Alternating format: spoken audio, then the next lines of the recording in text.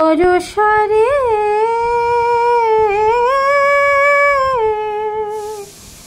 সবাই তোকে বরণ করে শুধু আশারে।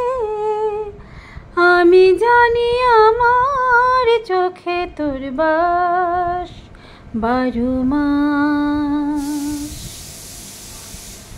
শুভ সন্ধ্যা। জুলাই মাসের বিষয় আষাঢ়ে ভাষারে তরি। প্রিয় সান্ধ্য প্রত্যুষা, ঋতুরাজ যদি হয় বসন্ত, তাহলে ঋতুর রানী অবশ্যই বর্ষা। ঋতুচক্রের রানীর মতো তার বিরাজ। সৃষ্টির শাশ্বত সুর বুকে নিয়ে সে সমৃদ্ধ করে চলেছে আমাদের জীবন ও সাহিত্য। বর্ষা ছাড়া সাহিত্য কিংবা জীবন অনেকটাই কষ্টকল্পনা। তাই বর্ষার কাছে আমরা চিরঋণী। এক কথায় বলা যায়, বৃষ্টির আশীর্বাদে পৃথিবীর বুকে যেমন বয়ে চলে সৃষ্টির প্রাচীন ধারা, তেমনি করে আমাদের জীবন সাহিত্য ও গানে সে মিশে থাকবে তার অফুরন্ত সৃষ্টির ভাণ্ডার নিয়ে।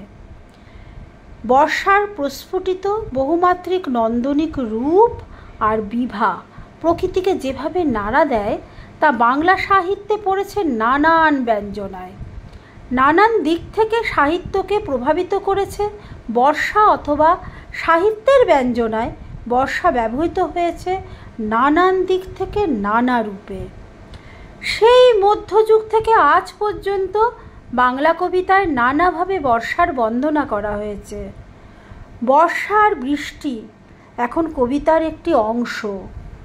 এমন কোনো কবি নেই বর্ষাকে কেন্দ্র করে দু একটি পংক্তি রচনা করেননি।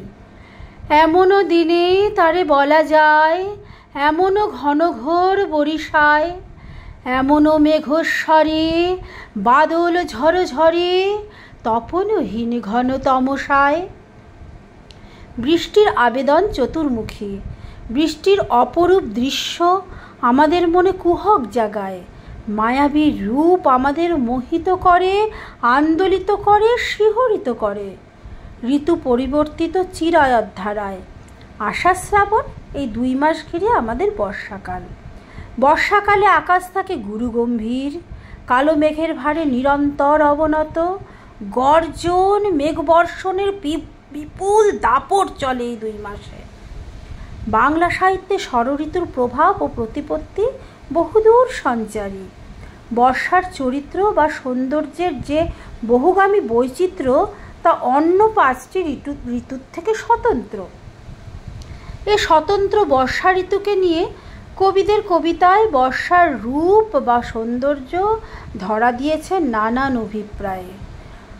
বর্ষায় কাজের ব্যস্ততা কম থাকে, বিধায় অলস, সাথে রোমান্টিক, কখনো বিরহের সাহিত্য সৃষ্টি হয় বর্ষাতেই। আজি ঝড়ো ঝড়ো মুখর বাদর দিনে, আজি ঝড়ো ঝড়ো মুখর বাদর দিনে, জানি নে কিছুতে কেন যে মন লাগে না, ঝড়ো ঝড়ো মুখর বাদর দিনে, আজি ঝড়ো ঝড়ো মুখর বাদর দিনে।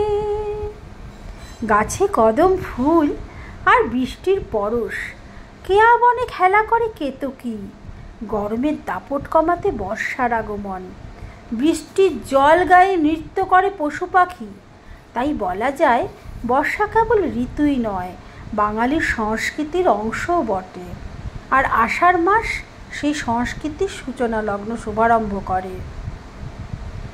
শুধু ঝরে ঝড়ো ঝড়ো আজ বাড়ি সারাদিন, আজ যেন মেঘে মেঘে হলো মন যে উদাসীন।